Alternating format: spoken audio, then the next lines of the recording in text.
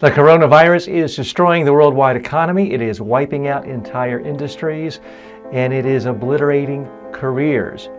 You may be someone who played by the rules your whole life, worked hard, studied hard, had a good career, and now you're staring at a screen, looking at nothing, not knowing where to go. In this video, I'm going to cover 10.1 habits on how to build a strong post-pandemic career. And I don't have all the answers. These are my attempts to try to make some sense of coherence in the world so that we can all navigate it together. Habit number 1, you must define yourself as number 1 in something. I don't mean being a braggart, walking around, sticking your chest out, beating on it, and being full of braggadocio. That's not what I'm talking about. I'm talking about finding a particular subject matter that you are fascinated by, that you know a lot about, where you help other people. This could be anything. And folks, let me tell you, this is not some video about how you need to become an internet marketer or about affiliate marketing or SEO. I'll leave that to others. This is for real people just like you. So the first habit, you've got to go deep into one particular area and own it. It could be as a 10th grade history teacher. It's fine to be a 10th grade history teacher, but what if your whole school district goes out of business because everyone there has moved away because there are no jobs?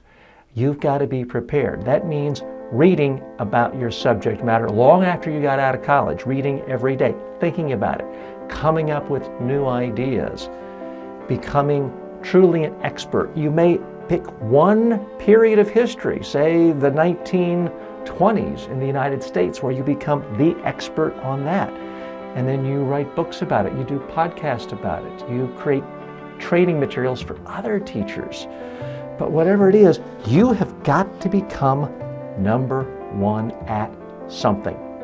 I highly recommend you read Seth Godin's book, Linchpin. You need to become the linchpin, not just of an organization, but of your industry. Your business may go kaput. A corporation you work for may go out of business, but if you are the linchpin of knowledge and expertise, you will be in demand. There will be room for you. Habit number 2, you must become a media company. What do I mean by that? Do you have to blog 24 hours a day, live stream your whole life, your private life?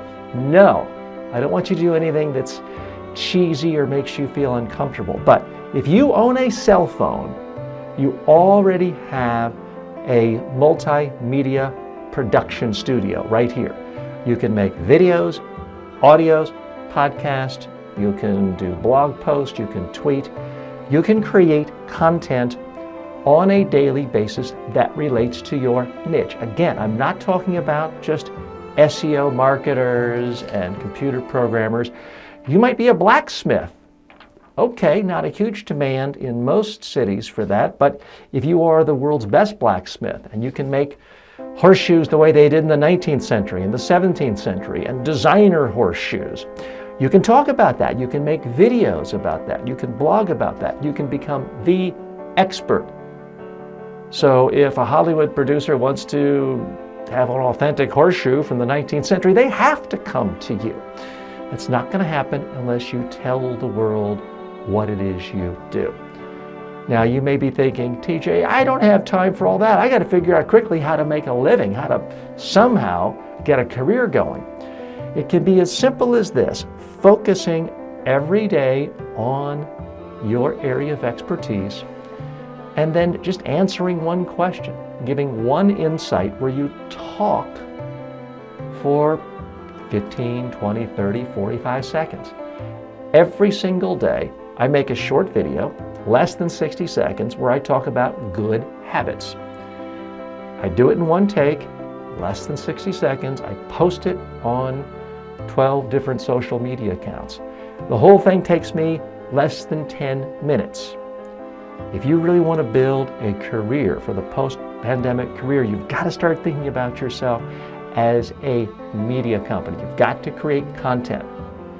You don't want to do video? Fine, do a podcast. You don't want to do a podcast? Create a blog every day. But you've got to be putting your ideas out into the world that are helpful to others. The need to communicate your expertise is what is crucial. It's not enough to have good ideas. You have to communicate those ideas on a daily basis. That is what is going to give you a strong foundation for your career in the post-pandemic world. Habit number 3, you must be able to exist in a purely digital format. Who knows when this particular pandemic will end and we can go out and get close to people again. And maybe it's fine this summer, but the fall happens and social distancing comes back. What if there's another virus that comes out a year from now, 2 years from now, and we're back cloistered in our homes again? Are you prepared? You are not truly prepared to have a post-pandemic career unless you can exist and make money just from your own home. This means you've got to have ideas in your head. You have to have valuable insights. That's why it's frankly not enough to be a great driver. Now, I'm not knocking drivers, but you could be a driver 100 years ago with no formal education and earn a living. In this modern era, that might not happen. But if you are a driver who also can coach other people how to drive, how to be a driving teacher, instructor, how to advise car companies making automatic cars, know what drivers are thinking.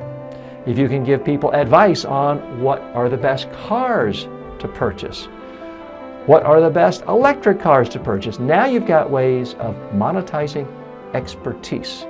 Now you have content you can share on your LinkedIn page, Twitter, and on YouTube. So you really have to think in digital terms. If you develop a reputation of being an expert on something, people can call you and pay you money for your consulting time, or your content, or your online course. If you have a business model that depends on you being face-to-face with people or traveling to people, you could be in big trouble. If there is another lockdown, what's going to happen? Now, this affects people whether they're blue-collar workers or surgeons. If you're a surgeon and all you can do is perform surgery on people, and you're not an expert on the problems in a current epidemic, you might be useless. But if you can write books on your particular area of medicine, if you can create online training tools for other surgeons who want to do what you do, if you can advise doctors in other parts of the world through Skype video conferencing, consulting, now you're going to have a strong career. And it could be on the other. You could be a bartender. If you're just a bar, and I don't mean this in any condescending way, but if you are a bartender and your restaurant's closed and you don't have plan B, that's it. You're going to have no money. But if you are a bartender and you think of yourself as a true expert, as someone who is thinking about new mixes for drinks, how to make them look pretty, if you're creating books on the most beautiful cocktails in the world, you're self-publishing those. If you're having a podcast, now you are existing in a pure digital form.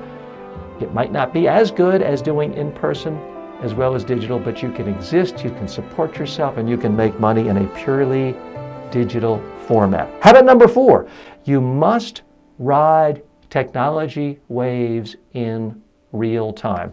No, you don't have to know how to program. Everyone in the world cannot be a computer programmer. You don't have to know complex computer languages. But if everyone else in your industry is communicating on Skype and conducting meetings on WebEx, you have to know how to do it. You can't say, well, I'm not a techie. The instant kiss of death for careers in the post-pandemic world is to say, I'm not a technology person. That's a signal to others you are lazy. You have to learn a technology. You have to learn how to use all the technology that everyone is using in your field and get a little bit ahead. You can't get a little bit behind or you will become obsolete. Habit number 5, you must do the hard stuff. This relates to habit 4. You've got to learn technology as soon as it's available and get a little bit ahead of the game. You've got to be in front, not behind. This applies to absolutely everyone because the old barriers to entry of professions, educational degrees, diplomas, they are not going to mean as much in the new world. What really matters is, can you accomplish hard tasks that others don't want to do? For example, in my world of online training, if you go to Amazon and look at a subject matter like public speaking, there are 20,000 books. But if you go to the #1 online platform on training and type in public speaking, you'll see there are only a couple of hundred public speaking courses online. It's simply harder to make a course using video and multimedia than it is to write a book. You are going to have to learn how to do hard stuff. That's where the added value is. That's what people are willing to pay for, and to pay just for your time to talk to you over the phone or through Skype or through email. Habit number 6, you need multiple sources of revenue. Now, I know what you're thinking. Anytime I hear someone talk about multiple sources of revenue, multiple revenue sources, watch out. It's usually some scam artist trying to tell you you can become rich in 30 days if you just give them $3,000 for their internet marketing program. No, that's not what I'm talking about. What I am suggesting is that you can't put all your eggs in one basket. Look at the difference between a chef or a cook who works at Waffle House versus a well-known chef.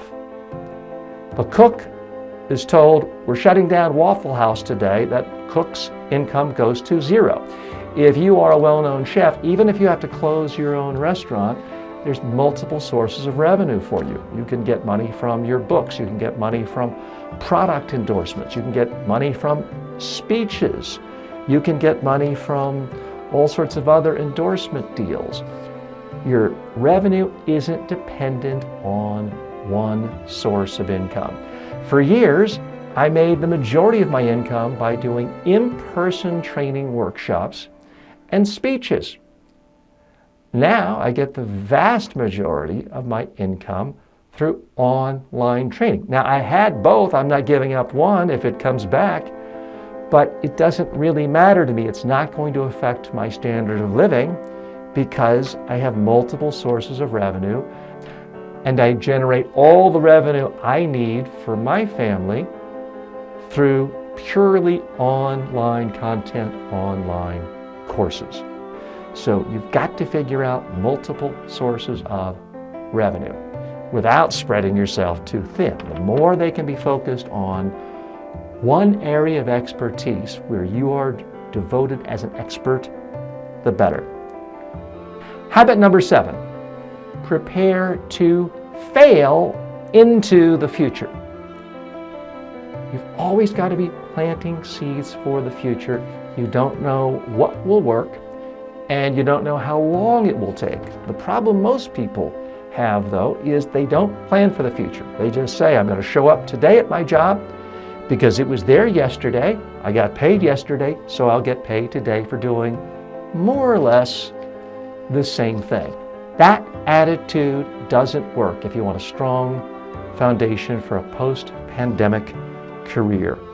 You've got to constantly experiment with things. Get ahead of the curve. For example, I started online training in 1998. I basically failed for 20 years. I made virtually no money for 20 years. Now, that wasn't all I did, but I spent a part of my time creating online training courses. I failed for 20 years, and then a couple of years ago, it really became very, very profitable and has skyrocketed since then. Now, am I a genius? No, I have failed at so many things. I've failed at countless TV shows, radio shows, podcasts. But the one thing I have done is to constantly experiment, thinking about the future. That is what you need to do. Habit number 8, go outside your comfort zone. Don't be afraid to try new things. You don't have to stick in one particular genre, one particular niche your entire life. If you have one that's profitable, dig deep, go further, but occasionally try other niches. I've been spending increasing amounts of my time in the online training world, focusing on my core niches of how to build strong habits and public speaking and media training courses, but I experiment from time to time as well. 6 months ago, I decided to create a class on how to declutter your home and office. Now, when my wife first heard this, she couldn't stop laughing. You? She thinks of me as very messy. I don't. But you know what? It doesn't really matter. I studied more, I thought about it, I came up with my own ideas, and I created a course on how to declutter your own home and office. And it's not beating Marie Kondo, but it is number 2 to Marie Kondo and has made thousands of dollars at this point. It's not because I have any unique talents that you don't have. It's because I specifically looked around and decided I'm going to try something I have an interest in outside of my comfort zone, and if I fail, so what?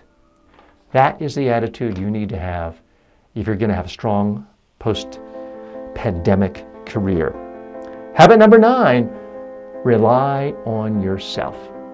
Now, I'm not suggesting that we should turn our backs on our neighbors, friends, family members, members of our community, our state, our country, our nation, and the world. What I am suggesting is you have to realize you cannot depend on a big corporation or even a big government to take care of you. If you want a strong post-pandemic career, you have to rely on yourself. That means every day you have to learn more. Every day you have to get better about really delivering value to other people in every format, perhaps in person, but also digitally. If you really take this attitude that you're going to have to support yourself forever, it changes your perceptions. You don't simply tune out and turn off at 5 p.m. You don't just say, oh, weekends for me to do nothing but watch sports. That will no longer be your attitude because you realize you have to build yourself as an institution that is going to last decades. That leads to habit number 10. You must plan the ultimate retirement plan. We've seen how the pandemic can easily destroy 401k plans. Net worths can vaporize.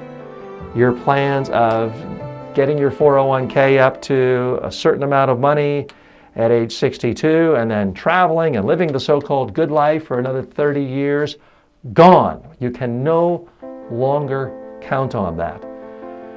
You can no longer count on the stock market. You can no longer count on a pension fund necessarily, if you're lucky enough to have one of those. You can no longer count on the revenue from your rental property either.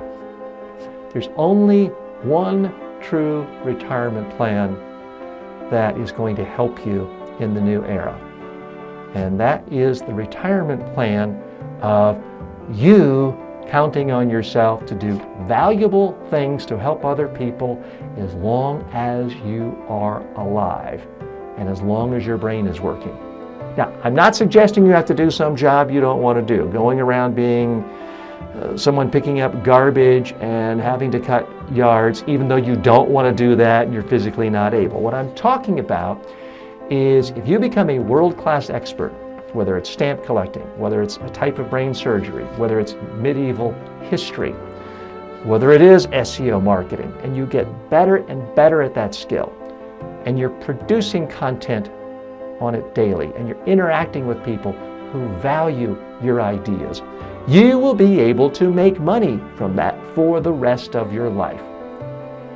I plan on working every single day until I die. Now, I take plenty of vacations too, but I plan on being productive as a human being for many reasons. Number one, it's fun. Number two, it keeps me alive and active. But number three, it's the ultimate retirement plan. I plan on making more money per year when I'm 65 than I am now. I plan on making more money when I'm 75 than when I'm 65 because I plan on making more online courses, more books, more content. If you really want to have an ironclad retirement, there is nothing better than investing in yourself so that you can create more and share it with the world and charge for what you've created.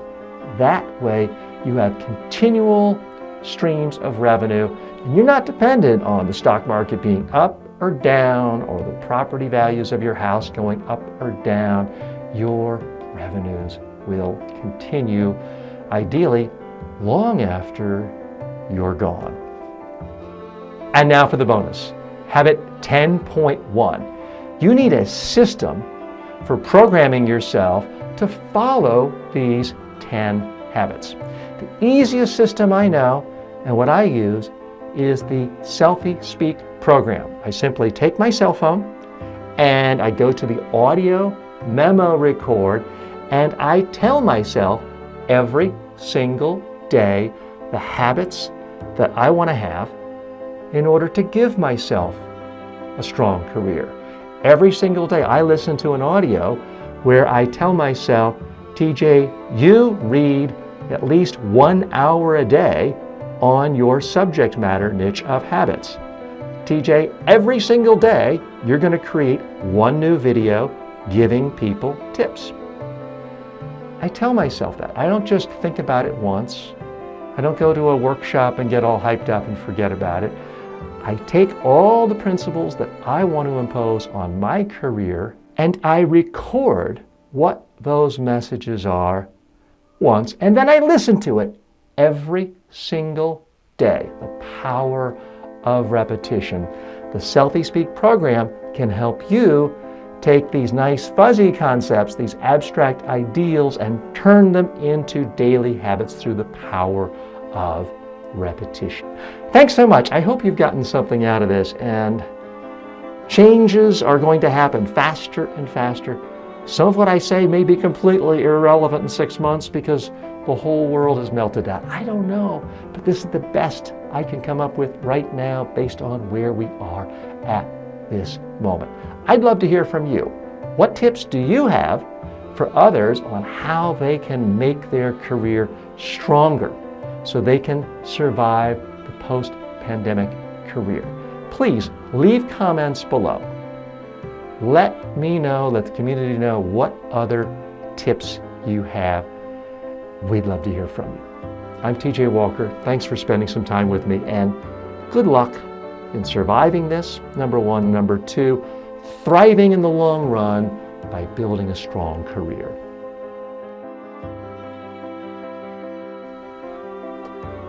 That's all the time we have for today. Thanks so much for joining me. If you haven't already done so, please like this video, leave a comment, and please subscribe. If there's anything you found valuable here today, please share